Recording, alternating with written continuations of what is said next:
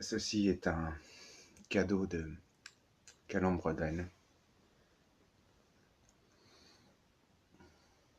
Et très honnêtement, lorsque j'ai découvert ça dans ma boîte aux lettres, j'ai été profondément surpris et extrêmement touché. C'est vrai que, comme je l'explique régulièrement, je mets plutôt l'argent dans les tabacs. Et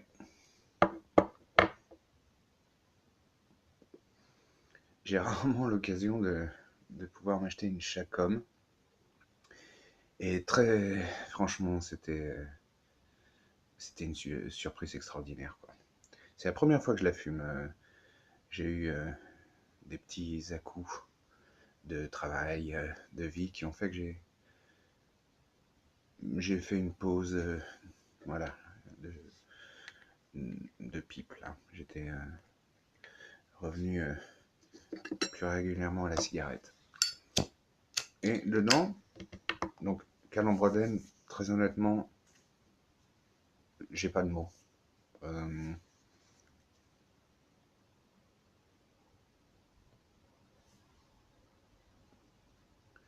c'est parfait, quoi. Le grain est magnifique, la forme est superbe. J'en ai pas beaucoup d'ailleurs des comme ça, et ça manquait un peu.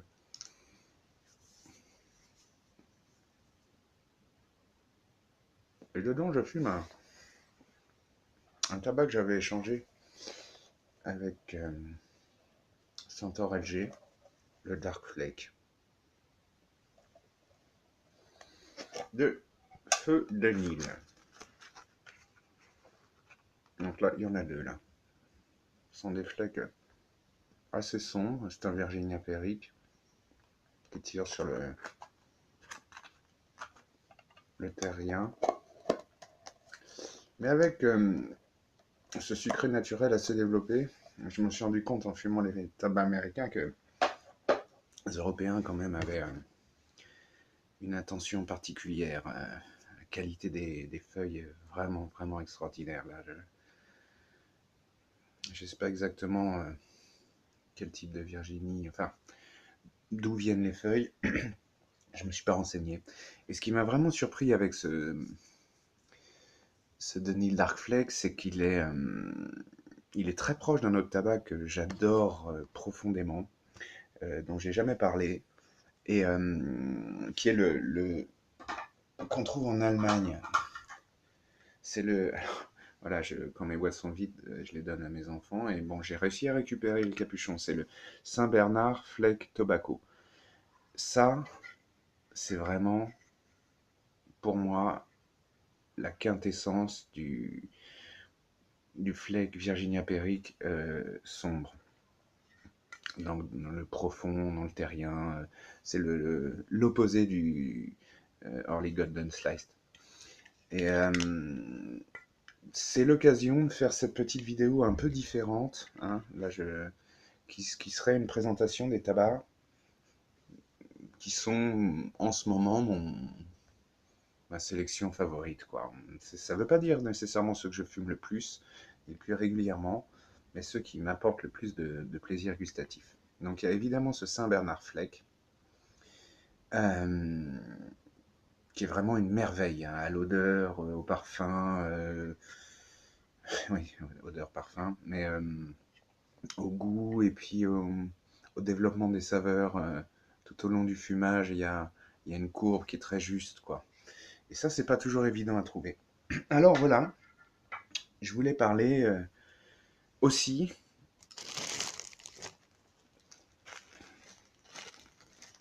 de deux tabacs qui m'ont été envoyés.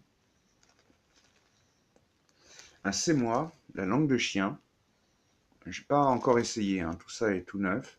Donc pas de souci, j'avais promis des envois, ils seront faits. Là, j'ai vraiment eu des impondérables. Et un Macleland Wilderness Latakia Oriental Virginia. Alors voilà, tout ça sera testé, bien entendu, et grandement apprécié, je suppose. Toujours est-il que l'envoi, la réception, euh, pareil, c'était un cadeau magnifique, quoi. Je suis vraiment enchanté et très, très touché, quoi. Donc alors, on y va. Donc ouais, c'est une vidéo un petit peu différente. Là, je développe un autre sujet qui, voilà. Donc le Peterson Irish Oak, qui est vraiment le tabac qui pour moi m'a amené au Virginia Perique, quoi. On est encore, bon, c'est Peterson, donc il y a toujours un topping relativement aromatique. C'est pas un aromatique, mais voilà, le topping. Je sais pas comment traduire ça en français. Le conditionnement doit être fait avec un petite essence, parfois d'alcool très léger, parfois d'eau sucrée, etc. Enfin, le Irish Oak, qui est un tabac assez complexe. Mais bon, ça m'a amené vers le Virginia Perique. Donc, vraiment, Irish Oak. Ensuite, j'ai, pour le quotidien, le Mac Baren Dark Twist Roll Cake. J'ai déjà fait une vidéo où j'en fumais. Bah, c'est pareil, j'ai réussi à récupérer avec le capuchon. Et c'est vraiment... Il est pareil, il y a un topping qui est au sirop d'érable, mais c'est vraiment très très très très léger. Donc sont des. D'ailleurs, Mac Baren a posté une vidéo où il montre comment ils fabriquent leurs petits roll cake. Donc les feuilles de Virginia, les feuilles de Kentucky et la découpe. Et en fait, donc c'est des petits coin cuts comme ça. Et ça mélange cette approche Virginia Kentucky naturelle avec du Cavendish aussi. Et avec cet arrière-plan sucré. Et ça, c'est vraiment un tabac. Euh, Mac Baren, en général, hormis la collection HH, euh, vraiment pour 100 grammes, c'est donné, quoi. Là, c'était 18,50 pour 100 grammes. Et j'avais trouvé ça au Luxembourg. Mais on le trouve assez facilement, je pense, en Belgique ou en Allemagne. Et c'est vraiment un tabac que je conseille. Alors, il m'en reste un peu. Évidemment, tout ce que je présente, à part les boîtes qui sont fermées, mais dès que je les ouvrirai, j'échange. Euh, J'essaie d'envoyer rapidement quand je peux. Là, vraiment, ça n'a pas été possible. Donc, le Mac Baren Dark Twist Roll Cake. Vraiment une merveille. Toujours chez Mac Baren, il y en a un autre. Alors, là, par contre, ça a été embarqué totalement par les puces. Le Mac Baren HH Acadian Perique, c'est une merveille. Alors, comme souvent avec Mac Baren, ils ont toujours cette espèce de surtopping Mac Baren qui est un peu étrange quand on les ouvre. À mettre en pot, le parfait, laisser respirer un petit peu, quoi, pour que les saveurs se développent. Donc, le HH Mac Baren Acadian Perique. C'est la boîte verte, là. Vraiment, la collection HH, c'est une merveille, quoi. C'est une vraie merveille. Donc, également, une découverte assez récente, enfin, elle date d'un an, c'est le Davidoff English Mixture. Alors, quand j'avais été à la petite civette de Nancy, là, je cherchais en fait des flakes médaillons, je pense, et il n'y avait plus que le English Mixture et le Scottish que j'avais déjà essayé.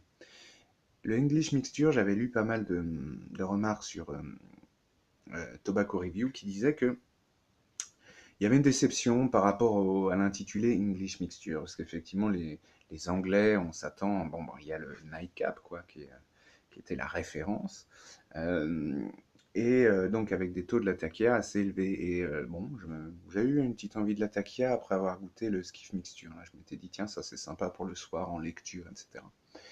Je disais quoi à l'époque, l'assommoir de Zola. D'ailleurs, ça fume pas mal de pipes dans l'assommoir de Zola. Et à ma grande surprise, ça n'est pas un anglais, comme les gens le disaient, et il y avait ce côté Virginia Perique, basique. Et de temps en temps, Il y a quand même du latakia, mais il est à dose homéopathique et c'est ça qui le rend très intéressant parce que tout d'un coup, il vient ponctuer le fumage.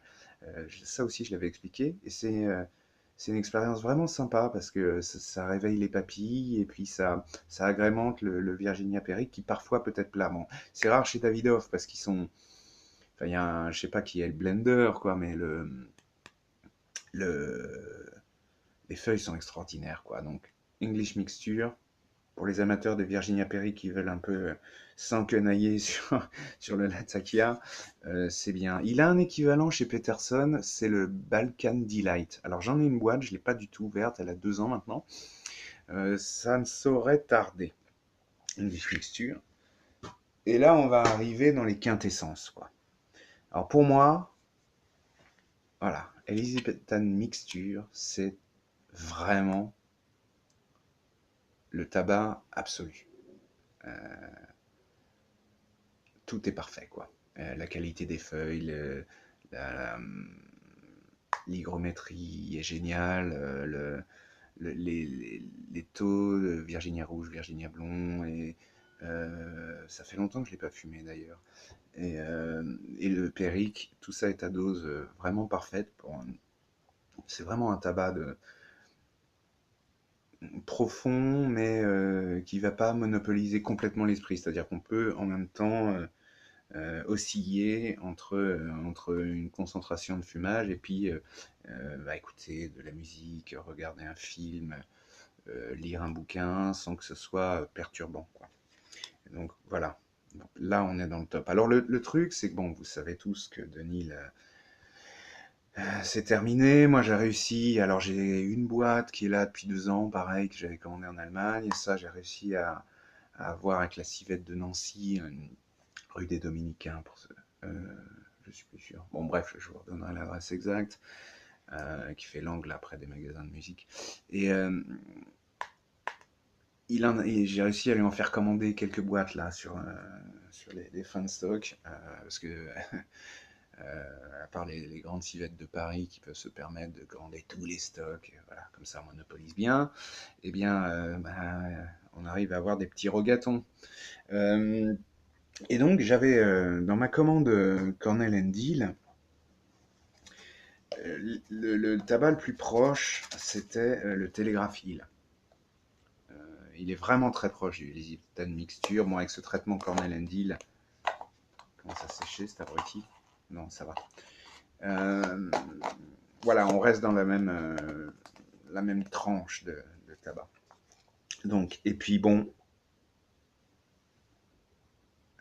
jusqu'à présent, le Graal, le Three Nuns de Bells. Voilà. Alors ça, j'en parle tout le temps. C'est vrai qu'il est légendaire, il y a une espèce d'aura autour de ce tabac qui est certainement surfaite. Euh, mais néanmoins, la production McBaren désormais, elle, ils ont réussi à développer quelque chose d'assez extraordinaire sans Périque. On reste dans le Virginia, Kentucky, et la troisième nonne, je sais plus ce que c'est de tête là. Je me renseignerai. Mais donc, oui, la version rouge, euh, qui est vraiment un tabac très particulier. Il y a des pointes de cigare livre, je pense, hein. Euh, c'est une expérience, quoi, le Three Nuns. C'est vraiment une expérience. C'est très différent de ce que j'ai pu moi goûter, même si j'avais tenté des approches. Par exemple, le Cabis Mixture. Alors ça, le Cabis Mixture de Samuel Gawis, franchement, c'est extraordinaire. Surtout avec un bon temps de séchage. Moi, je les aime plutôt secs, mais là, ça développera réellement le côté Virginia Perique euh, euh, agréable, quoi. Cabis Mixture. D'ailleurs, j'en ai plus. J'échange ce que vous voulez. Ah oui, ça va être l'occasion des demandes. Donc là, je cherche effectivement du Cabis Mixture. J'ai pas envie d'acheter des boîtes, donc ça peut être des sachets, etc. Et également du Saint James Flake, qui était le flake Virginia Perique de Samuel Gawis toujours, que à l'époque j'avais trouvé moyen, mais en me rapprochant du Full Virginia, j'ai vraiment envie de le réessayer pour voir un petit peu les correspondances. Voilà, donc je suis prêt maintenant à vous échanger n'importe quoi. Alors, j'ai pas ma collection complète là, mais demander si j'ai. Je devrais peut-être un jour faire ça. Voilà, donc Three Nuns, le rouge. Voilà, pour moi, c'est une quintessence. Alors, c'est un peu délicat parce que Elizabeth Anne, autant je le fumerais toute la journée, autant Three Nuns, c'est plutôt un truc que je fumerais le soir, quand les enfants sont couchés, qu'on est dans un moment un petit peu de pause, alors que les autres tabacs, à part l'English Mixture de Davidoff, ça aussi, hein, plutôt un truc d'introspection. Et donc, voilà. Saint-Bernard, vraiment le Saint-Bernard, hein.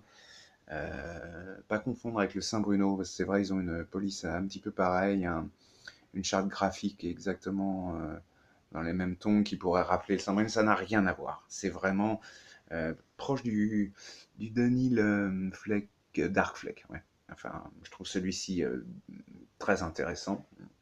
Il était vraiment, vraiment donné, quoi. Enfin, donné. Je m'entends, c'est 50 grammes, 10 euros. Bon, c'est dans les prix, quoi, mais 10 euros tout rond, c'est net. Alors, va-t-il se rallumer? Oui.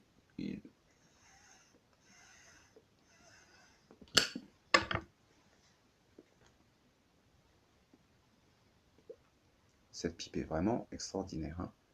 C'est vrai que je fume beaucoup de Muxiang. J'avais découvert ça il y a 2-3 ans. 3 ans. Mais ouais, ouais, les remarques qui sont faites effectivement sur les bruyères, euh, ça vaut le coup, quoi. En effet. Bon, bref. Merci à Calambreden. Euh, Merci, cher ami, pour les tabacs. Je suis très curieux de goûter le C-moi, qui serait notre fierté régionale.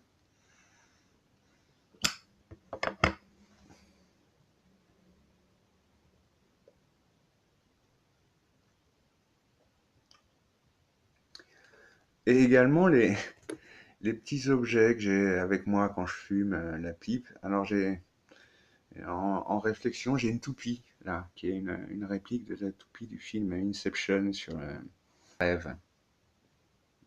Voilà. Ça, j'utilise ça pour, je sais pas, j'aime bien. Déjà, c'est un objet au design vraiment, vraiment extrêmement intéressant. Donc voilà, je médite sur ma toupie. Et également, une petite bague du Seigneur des Anneaux. Voilà, avec la petite inscription. Évidemment, bon, AliExpress hein, pour ces objets. Voilà, c'est des choses que j'aime bien avoir avec moi quand je fume. Et puis, bon, la coupelle que j'ai pris dans la cuisine pour, faire sécher mes tabacs. Voilà, donc bon, c'était une vidéo un petit peu plus formelle. J'en ferai une autre dans ce goût-là, formelle, sur ma collection de pipes, ça m'a été demandé. Je le ferai. Et ben, je reviens avec des vidéos plus Dark Lord, quoi. Incessamment sous peu. Je suis ravi de vous revoir. Je suis vraiment content de l'épanouissement de cette communauté, du French YouTube Pipe Club. Alors j'utilise ce mot pour copier, ou en tout cas clarifier les choses par rapport au Pipe Club, ou YouTube Pipe Club international qui se fait en anglais. Le French YouTube Pipe Club. Donc, merci Centaure pour cet échange qui m'a fait découvrir ce Dark Flake vraiment, vraiment, vraiment extraordinaire. Et sans Calambreden pour ce cadeau magnifique. Vraiment, je suis sans voix, quoi. C'est extraordinaire. Alors voilà, je réitère ma demande de Saint James Flake et de Cabis Mixture. Si vous avez ça, bon bah écoutez, demandez-moi ce que vous voulez. Euh, euh, je vends pas mes guitares, enfin, j'échange pas mes guitares, ni mes enfants, ni mon épouse adorée, qui d'ailleurs est peintre, hein, c'est elle qui fait les abstractions qui encadrent notre appartement. Euh,